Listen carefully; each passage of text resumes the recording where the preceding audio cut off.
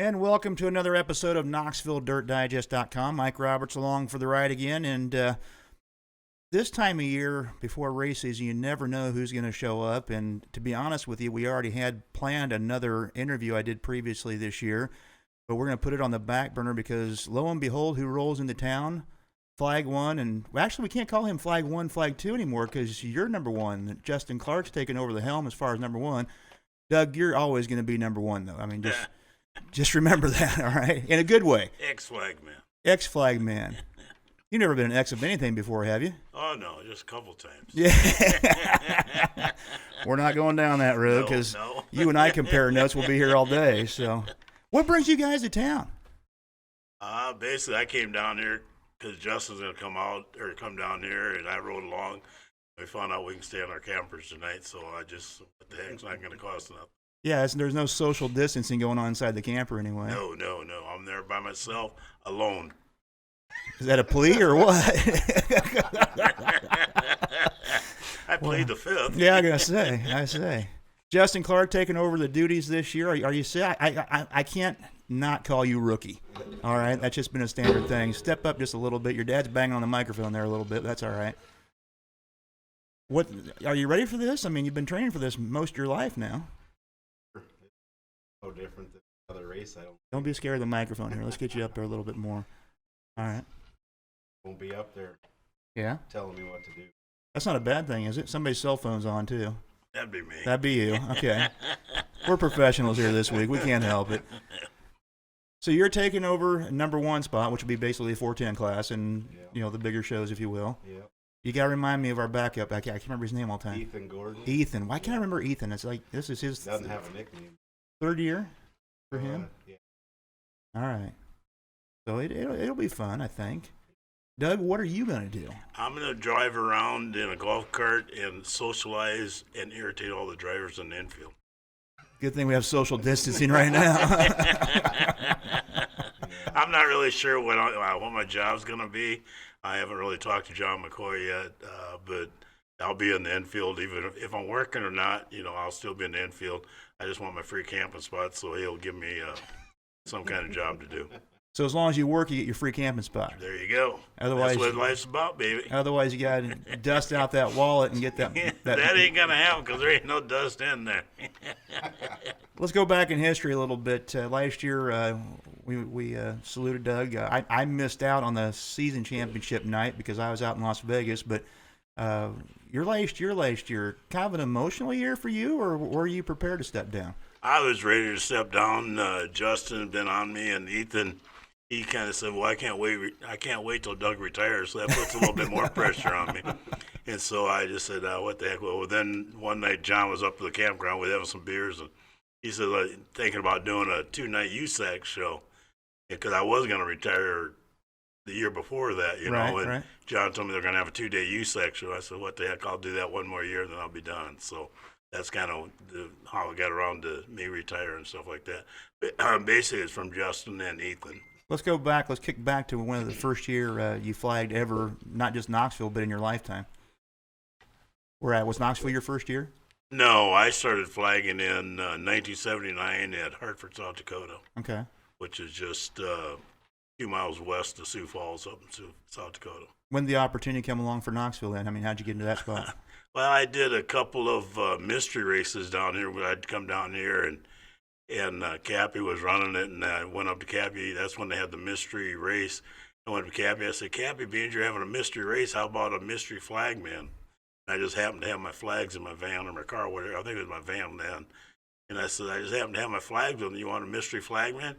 He says, "That sounds like a pretty damn good idea, Doug. Let's do it." So I had 2 years of doing that. And then in 1983, Cappy gave me a call and asked if I wanted to be the full-time flag man here. And from there, it's just history. You notice how Cappy said Douglas. He's one of the few guys that got away with that. Yeah. My mom and dad. Yeah, and mom, dad, and Cappy. So 1983 starts out, and I remember in 1984, my cousin and I started goofing around out here and trying to be race car drivers and everything. And we drove up to South Dakota. I think it was in '86 we went up there, and your dad comes down and he goes, "The hell are you guys doing here?" Because we shouldn't have been out of town, let alone South Dakota. But when did you start flagging up at Houston then? I I was probably, must have been like, I started here in 83, so it must have been like 85, 86, somewhere in Okay. that area. Must have been 85, I'm thinking. So you're from the Sioux Falls area. Is it? Born and raised. Yeah. You drive down here on most Friday nights. You drove back on Sunday morning just to turn around and work Sunday night. I mean, that's a passion for racing is what that is. Yeah, there was 1 year there where I was flagging, what was it? It's either 4 or 5 nights I was flagging there. I had a race in Albia, Iowa. I'd flag down there on Wednesdays, then it'd be Friday, Saturday, and Sunday, and go to work on Mondays. Regular job, working a meat packing plant. I was going to ask you, what was the regular job at that time? I worked in the meat packing. Back then it was called John Morrell's.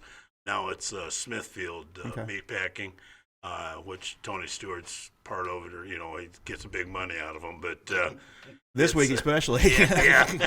But it was one of the deals where I loved it. And back when I used to help Daryl Dawley in the race car, we used to come down. We'd race in Rapid City, South Dakota, which is on the west side of the state, which Right. is 5 hours or 4.5 hours from Sioux Falls. Go back to the shop in Sioux Falls for a couple hours, and it would bust our butt to get down here, race Saturday night, and then we'd drive from Knoxville up to North Star, Minneapolis, which is another 5 hours. Then we'd drive back to Sioux Falls after that night of racing on Sunday night, and go back to work at 6 o'clock in the morning. So road trips and stuff like that, they're nothing. I mean, I might be getting a little older, but I could still do them. I'm going to say, as long as I've known you, it's not that you get a new car all the time, because you don't. You run the wheels off of it literally. You put on a lot of miles. How many miles a year were you averaging at the prime of the thing? I put on my taxes 30,000. That was just go down to basically to here. That's not even counting the trips to Texas and Tulsa, Oklahoma, and Ohio and different places like that. I'd go. Right. So all that I'd claim 30,000, which is probably a little less than what I really had. But it was all good, and I don't mind driving. As far as being alone and stuff, that's no big deal to me. I just drive and listen to my music. How many times did you have to haul this guy around all the time, though? Still does. Still does. Yeah, there you go. I buy the beer, I buy the gas, and he's the one getting the big bucks. Now, I don't know. This got to change, I think. I'm going to say it's going to have to flip the checkbook around here or something like that. Something, yeah. Rookie, when did you start coming down here? Watching? Just watching. When he started. When he started? Yeah, we used to come and we'd have to stay in the van down in Turn, I think. I got to get you leaning forward just a little bit. There you go. In the cold Don't be shy. bed, he'd sit there in the bathroom. Mom would sit in there with us and had carpet. Did you buy his ticket in, or did you sneak him in? He was young enough he didn't have to pay. Is that what it was? Yeah. I We'd sneak in under the seats of the van Yeah. Pay my sister. I was on a podcast earlier with Eric and Ben, and they were talking about when I first started. And when my mom and dad brought me the first time here, but then after that, I snuck in after that because I didn't have any money, you know. Yeah. So I told Cappy that story years ago, and he's like, well, I guess you're going to have to be working for free for quite a while, aren't you? So it just is what it is. Started coming down to watch him. When do you start getting the bug to jump up in the flag stand with him? Oh, that wasn't until I helped him at a few different tracks. Massachusetts back home or the other ones, but before that I wanted to be a race car driver. You did drive. Yeah, I drove. That's a lot of pressure. When you're the flagman, your kid's out there racing. That's the pressure. I'm going to say, up at Houston. Yeah. Yeah. How'd you get along up there? Good? It was upside down. Ooh. It was fun. I had a good time. Yeah. Not to say I did it, Exactly. I got to race one night out here. It was Yeah. fun, It Dreams just, come true. I never will forget. I got in the car. My cousin got hurt, so I got in the car thinking, I'm 19 years old. I can do this stuff. And a buddy of mine, Rick Schilling, Tony's dad, Yeah. he's looking across the top of the roll cage as I'm getting in there, and he keeps looking across. I said, what are you looking at? He goes, if you get upside down, he goes, you better duck. You're sticking out about that much. So, of course, we didn't know any better back then, so we went for it, But you got in the flag stand. I can't remember what year it was. It wasn't long after you were up there. You were taking parts across the forehead. Yeah, I think that was. Yeah. That's when that thing hit me. 4 helmets. Before helmets. What'd you think when you got hit? I mean, it didn't seem to phase you. I mean, you kept on doing your job. Well, once I woke up. Yeah. There's only one lap left. I can get it work.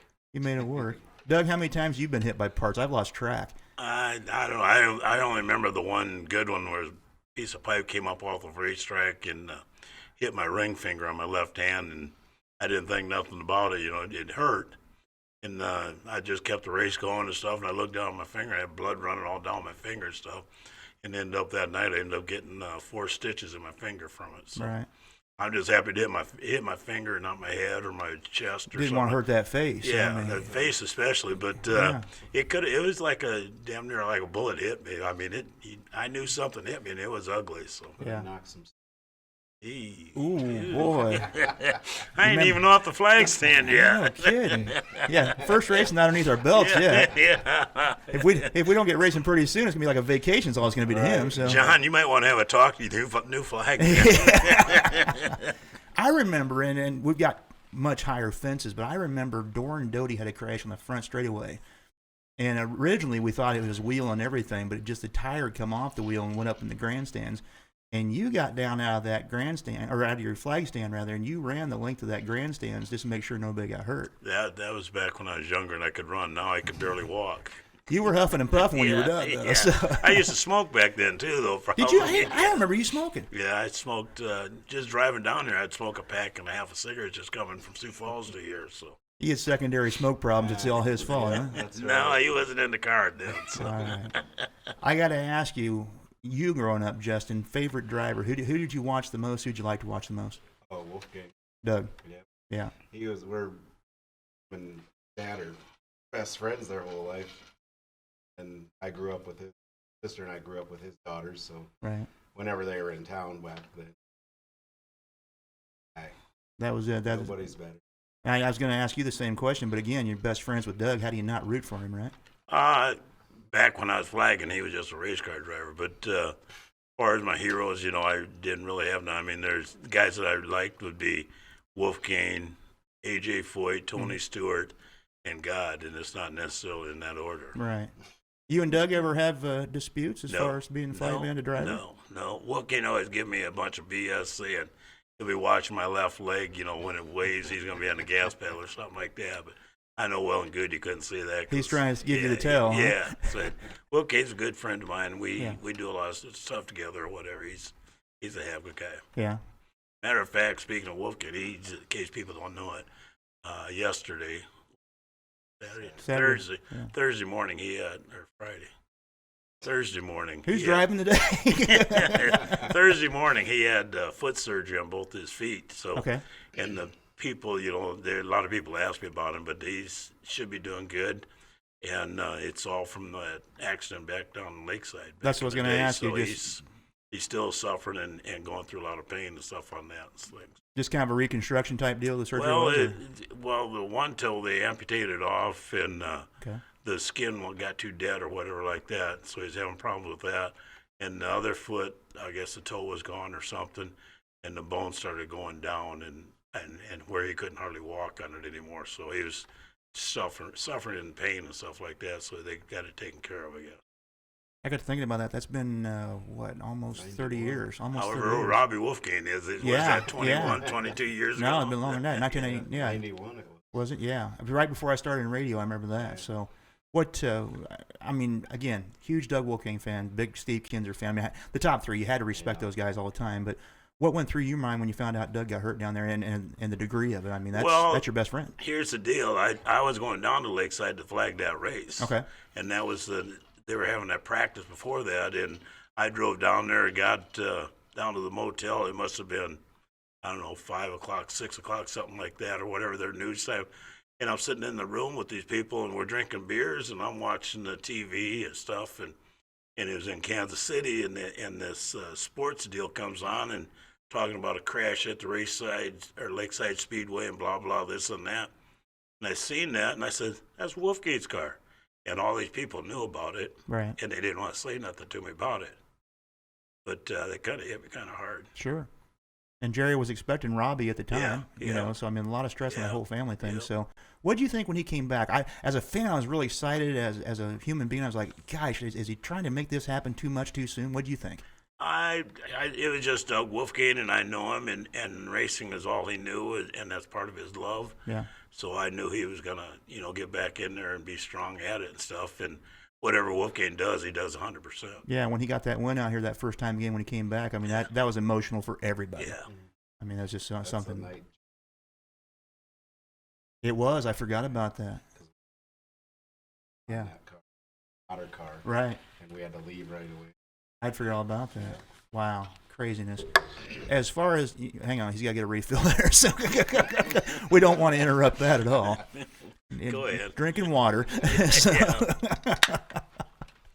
Justin, what have you learned from your dad as far as what you're going to take into this 15 years of experience now? Because again, I call you rookie because that's what we started calling you way back when. And to be honest with you, I've never confessed this. I went to school with a Jason Clark, so every time I call you Justin, I have to process it in my head. So it's just a lot easier calling you rookie. Yeah, a lot of people call me that. Yeah, and you're not. I mean, you've 15 years experience. What'd you learn from this guy? Of everything. I mean, you're going to have to get on that flag stand and talk now, or the ambulance stand. The ambulance stand, I should say. I'm not too into pit meetings, but part of the job, whatever. Right. Has to happen. We got to get you right. leaning up towards the microphone still. We got to work on that a little bit. I But, kind of go with they don't know what they're doing already. They shouldn't probably. right. Have you had any confrontations with any drivers before? I mean, I know this guy's been chewed out enough times. I've but- had, that's part of the job. There's guys that are mad about this and that. And when I started, it would be, I said, how about this? If we go back over to Dingus after the race, here's if I'm right, I'll buy you, or you buy me a beer, and vice versa. Right. I buy too many. I gotta beers. say, and Dingus was a popular hangout, of course. So, Doug, back the same question with you. I know you've had confrontations. What always got me is people would blame you on the scorekeeping. It had nothing to do with you. You don't score. No. But I ran third or I ran sixth, and they'd sit there and argue with you. You're not in charge of that. No, I'm not. And I've been around this deal for a couple of days, and I remember the scorekeepers, and they're all good. And now, they got people up there doing a great job. All the scorekeepers that have been here have been good, and all I got to do is ask them how many laps they got. I don't have to worry about who's running where and stuff like that. All we got to do is get them in order, and they're usually, or they are 110% on all the time. Basically, on the flag stand, we're counting the laps, and while the scorekeeper's up there, even from the day one when I started down there, they know I don't need to know when the white flag's supposed to come out, because on the flag stand, we're counting them ourselves. So if we run too long, that'll be on the flag stand. If we go too short, that'll be on the flag stand. But after 36 years of doing it down here, I've never missed a lap. So I bet myself. And a lot of people have the scanners now. Well, that he's asking how many laps are left. You're just basically comparing notes, though, aren't you? Yes. Yeah. It's about the only time I ask that is on a yellow flag. Right. Because sometimes, they'll go back a lap, or they'll be on that same lap. And once all the talking gets on the radio, I would lose focus of where we're at. So I'd always make sure that we're still on the same page, and everybody's going straight forward on it. And a lot of times the scoreboard will say a different lap, too. I mean, I know that comes in that split. So it's just modern technology has helped us with transponders, but it's also sometimes confused the issue as well. And I look at each. Yeah. Because I remember back in some of the drivers' meetings and stuff, I'd tell the drivers, I say, whatever you guys see on that scoreboard is unofficial. Right. And because, those drivers, they know where to look and what to look forward for. Yeah. And, I mean, they're quick, and they know what to look, and they can glance up and see where they're at. They can also see who's running behind them and things like that. So if that lap counts off, and then we're still right on, who they're going to come yell at. Exactly. You're it. Yeah. I mean, it's all Doug's fault. Yeah. Always. I went with that announcing even a little bit. It's been all Doug's fault. So, I mean, it's just go always, ahead. Go ahead. They always want to blame the old man. Is that what it is? Yeah. So you driving around the golf cart is somebody to blame then, at least. That might be your new job. I haven't even got it yet. Yeah. He's the blame liaison police. I can see this already. I haven't even got the golf cart yet. I got to get the golf cart first. Then we'll start talking about that stuff. I don't know. I know things were different here a couple years ago, too, different in a way of a good way. All of a sudden, Hall of Fame just kept popping up. First National Sprint Car Hall of Fame Museum inducts you, Knoxville Raceway Hall of Fame. I mean, that's boom, boom, back to back in less than a month. It was two in 1 month, I think it was, whatever. Yeah. and I got into the Houston's Hall of Fame one. Before that, I got there in 2016. Yeah. And now, come this June, I'm going into the Fairmont Hall of Fame. Not having any more retirement parties or Hall of Fame parties for ever. Why are you are you writing the check for that or what? Yeah, very good question. Yeah. Disaster. Disaster? We're not doing any more. Why is it a disaster? Way too much. Picky. Well, let's talk planning. So I was going to go down the road anyway. Got a surprise for him at Nationals time. You were behind the scenes on this one, of planning his trip to Australia. I know. How'd that work out? From him for a long time. I'm gonna. Yeah, and that's not fair. All these people knew about this for a year. Yeah. I didn't know Boo Diddley till it came Nationals time. I even knew about it. Yeah. You know, according to you, I know nothing. So I mean, He invited the world, and he didn't get the invite. Yeah. Yeah, that ain't right. Did you think they were bluffing when they first said that? Well, yeah, because Wade asked me, well, where would you like the flag? And I said, well, Indy's out of the question, so Yeah. I guess I'm good. You know, and he said, well, how would you like the flag in Australia? And I said, no big deal. Yeah. Everybody's like, we've already got a plan. Yeah. Yeah. It was a great trip. It was Everybody fun. had Yeah. fun. We went to a couple places. One place, you had to walk down. It must have been like 150 steps going down. Well, the first 10 steps said, beware of poisonous snakes. Oh, that's the. So I turned around and I went back and watched the helicopters come in and out, hauling people out over the ocean or whatever. It's a 12 a pop. Yeah. Yeah. And then there is another. We went to this garden over there or whatever, zoo or whatever. And one of the workers was walking out to his car to either have lunch or smoke a cigarette or whatever. And I said, "Hey, y'all meet?" I said, "Is there snakes in there?" "Yeah." I said, I went back to the bus and sat back there and waited for him to come out. There ain't no way. His whole trip in Australia was inside of a bus, wasn't it? This old man's not going to look at no snake. I don't even watch snakes on TV. We went down. Racetracks are great. Yeah, the racetracks are fine. The rest of the place, you know. Well, let's talk about the racetracks. Is there? Yeah. Stuff Let's talk about we the can do. We flags. can do that. Flag stands. Yeah. Yeah. Lord have mercy. Safest ones in the world, right? Yeah, baby. I've never been so scared. Well, where was that one track was at, Justin? Someplace in Iowa, up north up here, yeah. northwest, west of here. And that flag stand's about like the ones in Australia. They're right on the ground. You can lick Stewart. the Sounds wing like Stewart. Was it Stewart? No, I'm gonna say it sounded like Stewart. No. Yeah. up by Garner. Okay. Okay. But- You can lick the wing panel when they go by. Oh no. And you can do the same. Those guys that last racetrack was at in Australia, you're on the flag stand, and I'm usually hunched over the flag stand anyway, kind of.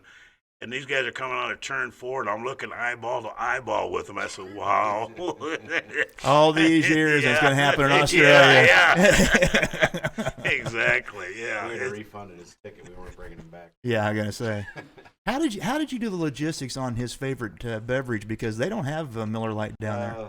Wade Onger Yeah. knows some people that were here from Australia. I don't remember their. Got it set up where cases of Miller Lite got on a boat. With some dug down undershirts and sailed their way over there for us. Oh, why do I have a feeling law enforcement's getting involved in this now? Sorry, Doug. You asked. My bad. Yep. It all went through customs. It's good. It's all good. Yeah, it's all right. fine. That's There was good. only 3 cans of Miller Lite left when I left.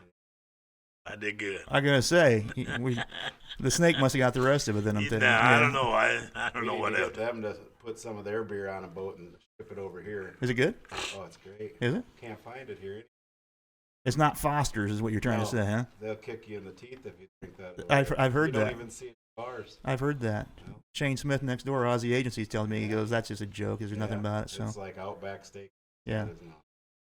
Is Doug Clark done flagging forever, everywhere? Yep. No chance. I've had a couple of people ask me. I said, I'm retired. Yeah. So there's some people that want me to come out to Pennsylvania, and they said, well, maybe you can get on flag. I said, I'm retired. I can So- see Tony Stewart getting the checkbook out. I can see that just to prove you wrong one time. Well, I'll take his money. Yeah, exactly. Him or Kyle, I'll take both their money. You know, if there's enough zeros on it, it doesn't matter You know, whose money it is. amen. Yeah. You'll be like John Carney every other year you're coming out of retirement. So there's a name from the past. You and Carney, you guys had some fun He together. was over here a couple times this year. Yeah. It is neat to see John. He's a good guy.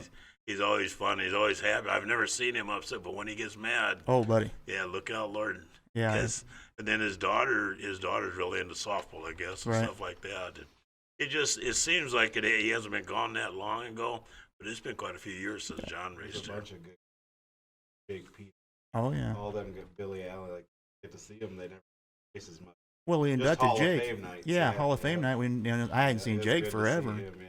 So Billy Alley, he's Them were some doing of the family best thing. races ever.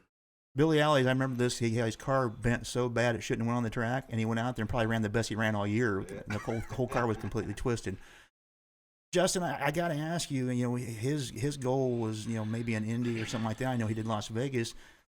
Are you taking it as serious as he did as far as the flagging thing? I mean, you started out down here. This is the premier capital of the world for sprint car racing. I absolutely love the place in Knoxville and love flagging. I mean, done it for a long time now. But as far as going and flagging the Indy, that was my dad's big deal, and Right. I just became an assistant.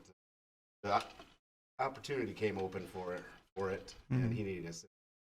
I wrote Cappy a letter and pen and everything. But Yeah, Cappy wouldn't have texted anyway. It wouldn't have mattered. And I wish I had that letter today. Yeah. As far as going farther with flag, like, it's not. Those races are great. I love watching them and all that, but Right. it isn't anything. I don't see myself wanting to do other than here or some other sprint car track. But maybe go start. Right. Even. Doug, you saw the beginning of sprint car racing in the wooden grandstands, if you will, at Knoxville Yeah. Raceway, and the roller coaster ride we've been on. I mean, at the top of literally the motorsports industry, we've fallen down, and it seems like we're kind of climbing on the way back up. In my eyes, anyway, compared to other motorsports. What do you think the future is of sprint car racing? You think it's pretty good right now still? I'm hoping so, but they, you gotta. The main thing is they gotta get the engine price down, Right. which I know will probably never happen. And everybody work as a team, throughout the whole United States will make a lot of difference. But if they can just get the price of the cars to come down and stop all this expensive stuff, would really be great to help. And then get the people in the grandstands. That'll help too. It's just everybody's got to work hand in hand, I'm thinking, and stuff. Sure. But I want to jump back when Justin was talking about, Yeah. Cappy asking him about, flagging. I'll remember the date or night we're all, because I think it was Norm was getting ready to retire that year or whatever, and Yeah. we're standing down there drinking beer, and Cappy comes up to me, Doug, what do you think about Justin flagging with you? I said, who, my Justin?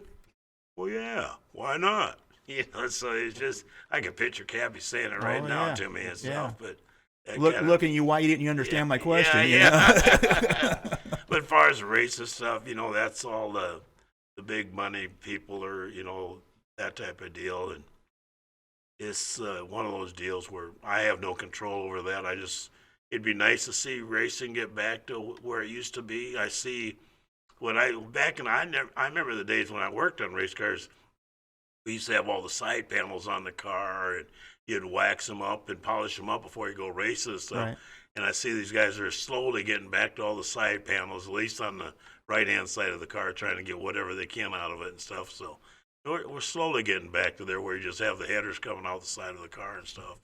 It's going to be all right. Racing is always going to live, I hope. Yeah, it seems to survive, and right now we're all on this social distance and the COVID-19 thing going on. What's that? Well, it's We until came here they to socially distance.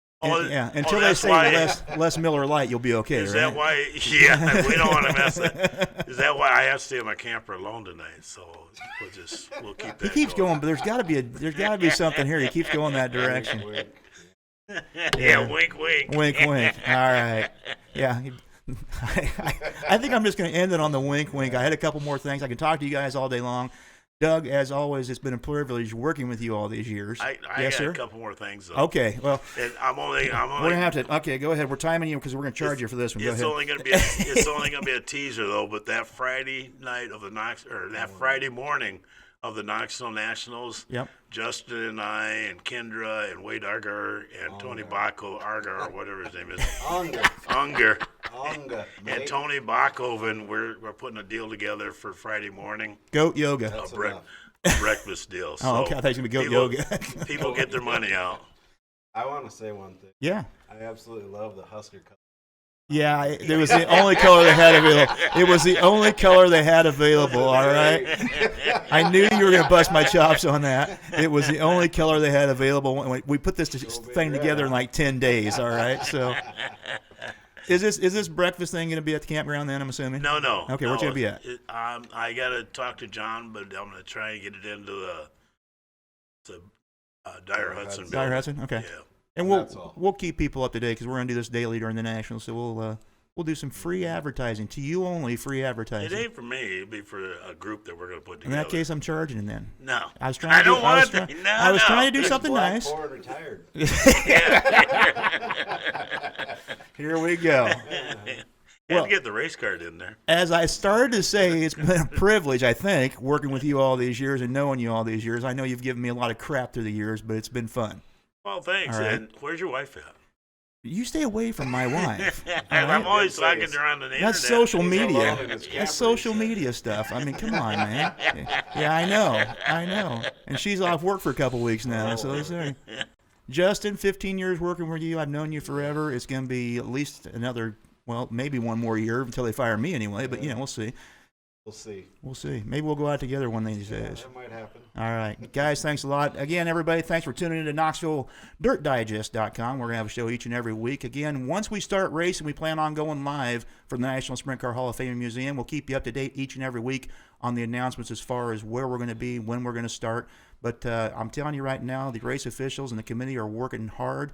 And as soon as the government gets a little bit loosened up on the reins, we'll be out here at Knoxville Raceway. I can tell you for a fact right now, today, the Duncans are over working on the track, so we haven't stopped, and we are not going to stop. We'll see you next time. Be safe.